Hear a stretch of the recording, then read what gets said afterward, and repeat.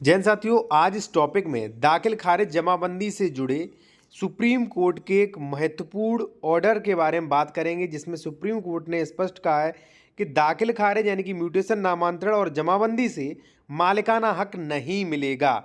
ये ऑर्डर दिया है Jitendra Singh vs the state of Madhya Pradesh and others. तो जानेंगे विस्तार से कि दाखिल खारिज और जमाबंदी यानी कि म्यूटेशन, नामांतरण के बारे में सुप्रीम कोर्ट ने क्या कहा है, ये कितने मायने रखता है और इसके आधार पर मालिकाना हक मिलेगा कि नहीं, सब कुछ इस वीडियो में जानेंगे। तो साथियों, टॉपिक शुरू करते हैं। टॉपिक शुरू करने से पहले आपसे एक चीज़ और कहेंगे, यदि आप कोई भी लीगल एडवाइस लेना चाहते हैं ले सकते हैं। कॉन्टैक्ट नंबर वीडियो की डिस्क्रिप्शन में दिया गया है। साथियों, सबसे पहले मैं आपको बता दूं, जैसा कि मैंने अभी बताया था, और इसमें दो जज थे, जस्टिस एम.आर. शाह और जस्टिस अनिरुद्ध बोस बेंच ने क्या कहा इस मैटर पर।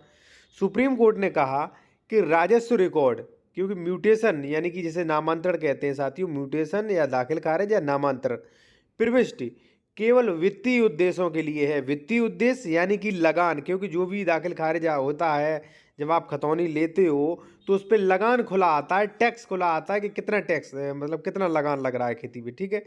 वित्तीय उद्देश्यों के लिए है। यह किसी व्यक्ति के पक्ष में कोई अधिकार, स्वामित्व, हित, सरोकार प्रदान नहीं करती है। यानी कि स्पष्ट ये कह दिया है कि भाई ये जो दाखिल खारिज है, म्यूटेशन जो है, कई जगहों पे ने जमाबंदी कहती है, ये जो है किसी व्यक्ति के पक्ष में जो है ये केवल वित्तीय उद्देश्यों के लिए है। ये किसी पक्ष में अधिकार या स्वामित्व अधिकार के हित प्रदान नहीं करता है, ठीक है। अब देखिए विस्तार से देखिए 5वां पैराग्राफ क्या कहा है। जैसा कि यह हो सकता है कानून के तय नियमों के अनुसार म्यूटेशन प्रविष्टि व्यक्ति के पक्ष में कोई अधिकार, स्वामित्वाधिकार या सरोकार प्रदान नहीं करती। बहुत बड़ी बात है ये। म्यूटेशन यानी कि दाखिल खारिज किसी के पक्ष में अधिकार, स्वामित्वाधिकार, सरोकार प्रदान नहीं करती। और राजस्व रिकॉर्ड में म्यूटेशन प्रविष्टि यानी कि दाखिल खारिज करवाना केवल वित्तीय उद्देश्य के लिए है, यानी कि लगान के लिए है कि आज भाई लगान ये दे रहा है, अब इसने खरीद लिया, अब इस जमीन का लगान यानी कि टैक्स जो है वो ये देगा। और साथियों, वास्तविकता में यही है कि दाखिल खारिज जो है वो लगान के लिए होता है, मेन चीज़। क्योंकि जब आप खतौनी निकलवाएंगे तो उस पर लगान खुल के आता है, 36 रुपया जो भी है भाई, नीचे टैक्स खुल के आता है, ठीक है। तो उसके लिए ही होता था ये, ठीक है। अब क्या केवल वित्तीय उद्देश्य के लिए है। कानून के तय प्रक्रियाओं के अनुसार यदि टाइटल से संबंधित कोई विवाद है, टाइटल से संबंधित, और विशेष रूप से जब वसीयत के आधार पर म्यूटेशन की प्रविष्टि की मांग की जाती है, ठीक है।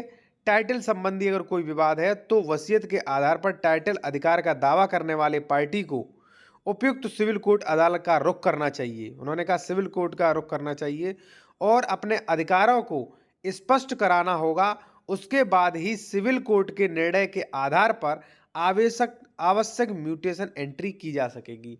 यहाँ पे साथियों इन्होंने बहुत बड़ा निर्णय दे दिया है। अगर समझा जाए, इसे देखा जाए तो ये अपने आप में बहुत कुछ कहता है। ये अपने आप में ये कहता है कि ज़्यादातर क्या होता है साथियों, वसीयतें जो होती हैं वो तहसील स्तर पर रख दी जाती हैं और उन्हीं के आधार पर तहसीलदार म्यूटेशन कर देते हैं और कुछ समय मिलने पर फिर उस म्यूटेशन दाखिल खारिज के आदेश को रेस्टोरेशन कर देते हैं और फिर से वही सुनने लगते हैं। यानी कि भाई रिश्वत की उगाही की जाती है केवल, ठीक है।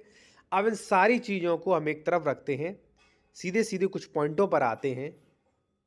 आपके मन में सवाल आ रहा होगा कि दाखिल खारिज का तो मतलब ही नहीं, कोई महत्व ही नहीं, कि भाई सुप्रीम कोर्ट ने ये कह डाला। देखिए ये बात तो बिल्कुल सही है साथियों कि दाखिल खारिज केवल जो है वो वित्तीय उद्देश्य के लिए है, लेकिन साथियों दाखिल खारिज का बहुत बड़ा महत्वपूर्ण है, इम्पोर्टेंट इसलिए है दाखिल खारिज, म्यूटेशन यानी कि जमाबंदी, क्योंकि रेवेन्यू न्यायालय में यानी कि साथियों ये जो तहसील स्तर पर बिना दाखिल खारिज के कुछ भी नहीं होता है। यहाँ तक कि आप ना तो उस पर केसीसी बनवा सकते हो, ना तो उस पर लोन ले सकते हो बिना दाखिल खारिज के, फर्स्ट चीज़। दूसरा, ना तो उसकी मेड़बंदी करा सकते हो राजस्व विभाग से, ठीक है। जैसे मान लीजिए आपने कोई खेत खरीदा, उसका दाखिल खारिज करवाया नहीं, केवल आपके पास अभी रजिस्ट्री है, ठीक है। अब आपको लगता है मेरा खेत मौके पर कम है, ठीक है, 5 बीघा खरीदा था, मौके पर 3 बीघा है, 2 बीघा कम है, तो आप मेड़बंदी नहीं करा सकते, क्योंकि साथियों बिना दाखिल खारिज के वो हो गई नहीं और दाखिल खारिज आपने कराया नहीं। दूसरी बात है साथियों, धारा 134 की कार्रवाई नहीं कर सकते, यानी कि उस ज़मीन पे अगर कोई व्यक्ति कब्जा किए बैठा है, किसी ने कब्जा कर लिया है, तो अत्याचारी यानी कि कब्जाधारी की बेदखली के लिए धारा 134 में उपजिलाधिकारी के यहाँ केस होता है एक। तो रेवेन्यू न्यायालय में आप केस भी नहीं कर सकते, क्योंकि प्रत्येक मैंने कह दिया आपसे कि रेवेन्यू न्यायालय में प्रत्येक कार्य के लिए दाखिल खारिज मैंडेटरी होता है। देखिए सुप्रीम कोर्ट ने तो कह दी भाई, जो सिविल कोर्ट्स है वो तो कह देते हैं कि भाई दाखिल खारिज जो टाइटल नहीं दिखाता है वो किसी के हित सरोकार नहीं वो करता है, ठीक है। लेकिन साथियों रेवेन्यू जो कोर्ट्स हैं, यानी कि जिसमें लोकल विधियाँ, स्थानीय विधियाँ लागू होती हैं, यानी कि तहसील है, उपजिला अधिकारी का न्यायालय है, कलेक्ट्रेट है, कमिश्नरी है, यहाँ पे बिना दाखिल खारिज के कुछ भी नहीं होता है, ठीक है ना।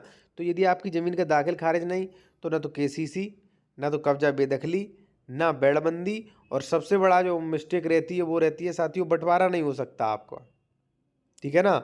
आप चाहें कि एसडीएम कोर्ट से हम अलग कुरा बनवा लें, रोड साइड कुरा बनवा लें, उसमें अपनी तुरप डलवा लें, तो वो भी नहीं कर सकते आप। कारण क्यों नहीं कर सकते? तो इसलिए नहीं कर सकते साथियों, क्योंकि आपका दाखिल खारिज नहीं है। क्योंकि जब आप बंटवारा कराने जाएंगे, वहाँ पे 116 का दावा करेंगे कि महोदय मेरा अंश निर्धारित करें, तो महोदय जो है वो आपसे खतौनी मांगेंगे, सबसे पहले खतौनी की भाई खतौनी लाइए, ठीक है ना। तो दाखिल खारिज जो है वो एक रेवेन्यू प्रक्रिया है, जो कि लगान वसूलने के लिए होती है, टैक्स वसूलने के लिए होती है, जो वित्तीय के उद्देश्य से होती है। लेकिन इसका महत्वपूर्ण जो है, महत्वता है जो साथियों बहुत है, इसके बिना आप रेवेन्यू कोर्ट्स में कुछ नहीं कर सकते। यहाँ तक कि जब मैंने आपको बताया बंटवारा भी आप नहीं कर सकते, क्योंकि जब आप बंटवारा करेंगे, बंटवारा का दावा प्रस्तुत करेंगे, तो वहाँ पे एक डॉक्यूमेंट सबसे महत्वपूर्ण होता है, वो होता है साथियों खतौनी, ठीक है। तो खतौनी आप उन्हें दे नहीं पाओगे, तो आपका जो दाखिल खारिज जो बंटवारा का मैटर है वो आपका सुना नहीं जा सकता, ना उसमें आप बंटवारा का दावा कर सकते हो। इसी प्रकार से साथियों, यदि मान लीजिए गलती हो गई कोई अभिलेखों में, ठीक है, तो उसमें संशोधन नहीं करवा सकते आप, 32/38 की कार्रवाई नहीं की जा सकती उसमें। तो ऐसी कई चीज़ें हैं जो बिना दाखिल खारिज से आप उनसे वंचित रह जाएंगे। सिविल कोर्ट्स ने क्या क्या है इस पे बहुत ज़्यादा ध्यान मत दीजिए। अधिकतर कोशिश करिए कि जो आपकी ज़मीन है उसका दाखिल खारिज जो है वो हर संभव होना चाहिए, हर संभव, क्योंकि अगर नहीं हुआ तो आप भविष्य में बुरी तरीके से वंचित हो जाएंगे।